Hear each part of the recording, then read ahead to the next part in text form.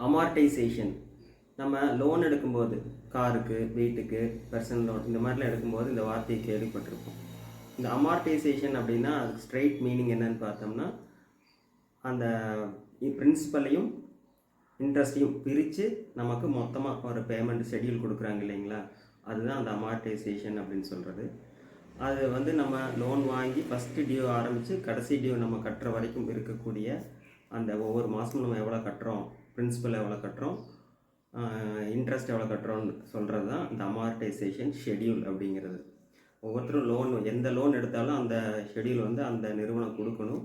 So அதை வந்து நம்ம கண்டிப்பாக கேட்டு வாங்கணும். அப்போ தான் உங்களுக்கு நீங்கள் எவ்வளோ லோன் கட்டுறீங்க, எவ்வளோ இன்ட்ரெஸ்ட் போயிட்டுருக்கு, இந்த மாதிரி இதெல்லாம் தெரியும்.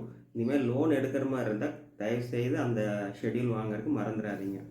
இனிஷியல் பீரியடில் பார்த்தீங்கன்னா இப்போ 15,000 ரீபேமெண்ட் கட்டிகிட்ருக்குறோம் அப்படின்னா ஃபஸ்ட்டு மாதம் பார்த்தீங்கன்னா நம்ம கிட்டத்தட்ட 12,000 13,000 பார்த்தீங்கன்னா இன்ட்ரெஸ்ட்டுக்கே தான் போகும். ஒரு 1,000 2,000 தான் வந்து பிரின்சிபல் அடையும்.